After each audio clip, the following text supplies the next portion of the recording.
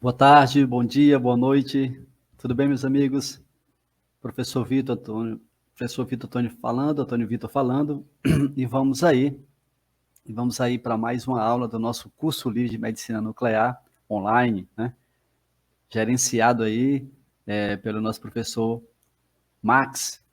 E aí a gente hoje inicia falando sobre os protocolos de exames, né? Então a gente hoje começa a nossa aula de protocolo de exame, iniciando pelo exame mais comum ou o que mais acontece dentro do universo da medicina nuclear, que é a cintilografia óssea, ok? Então a gente dá início hoje ao nosso protocolo de exame com o protocolo de cintilografia óssea. Vamos lá, meus amigos?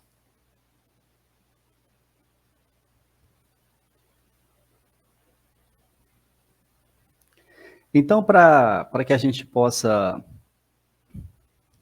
já iniciar aqui falando sobre os protocolos, especificamente cintilografia óssea, vamos só recapitular a nossa aula passada, né? Onde nós falamos da instrumentação e demos uma introdução do processo também de formação de imagem, tá? Então, só para que a gente possa aqui fazer essa revisãozinha rapidamente. Então, gente, o que a gente entendeu na nossa aula passada foi que, para que eu possa obter a minha imagem cintilográfica, né? Eu vou precisar do meu paciente, esse meu paciente será submetido a um radiofármaco, depois de um protocolo temporal aplicado para essa aplicação do radiofármaco, a gente vai introduzir o paciente na nossa gama-câmara e a partir daí nós vamos obter a nossa imagem cintilográfica, ok? Então, vamos partir desse princípio aí, já fazendo essa revisão rápida, né? Para que a gente possa dar introdução, para que a gente possa, de fato, falar sobre o protocolo de cintilografia óssea. Tudo bem aí? Então, essa revisãozinha da nossa aula passada, para a gente poder dar início hoje.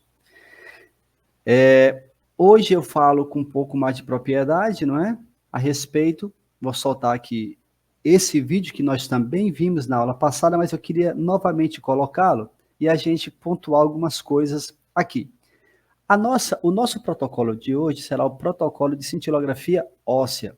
Portanto, o órgão-alvo do nosso estudo será a cintilografia óssea, ou seja, o estudo do esqueleto do paciente. Então, o órgão-alvo do nosso estudo é justamente quem? O esqueleto. O que isso quer dizer? O que isso significa, professor Vitor? Você está dando esse destaque para a matriz óssea.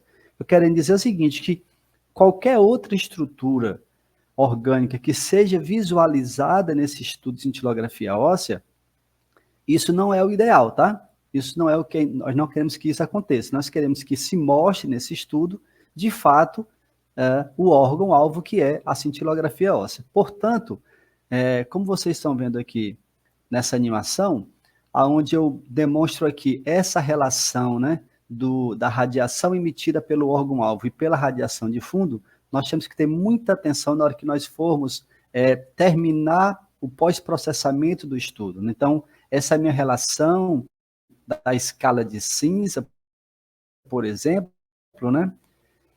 Eu tenho que ter um equilíbrio, eu tenho que ter essa sensibilidade, eu dizia na aula passada, para que a gente não possa nem ter uma imagem muito cintilante, para que isso não venha aqui perder a definição do órgão-alvo. Eu também não posso ter uma imagem subcintilada, para que eu também possa deixar de ver estruturas importantes no meu estudo. Então, eu tenho que trazer aqui a terceira imagem aqui, que está em movimento para vocês, de intensidade, e isso mostra o equilíbrio entre a radiação de fundo e o órgão-alvo. Eu tenho que ter esse equilíbrio da cintilação para que a minha imagem fique a melhor possível, para que o médico possa laudar o exame com tranquilidade, né? Sem possibilidade de não identificar ou identificar a possível patologia do paciente. Então, para esse slide, o que é que fica para o nosso ensinamento? Fica que a gente tem que ter um equilíbrio na hora do pós-processamento, ou seja, na hora que eu estiver mexendo na escala de cinza, né, ou na escala de cintilação, eu ter esse cuidado de nem estar super cintilado e nem subcintilado, ok?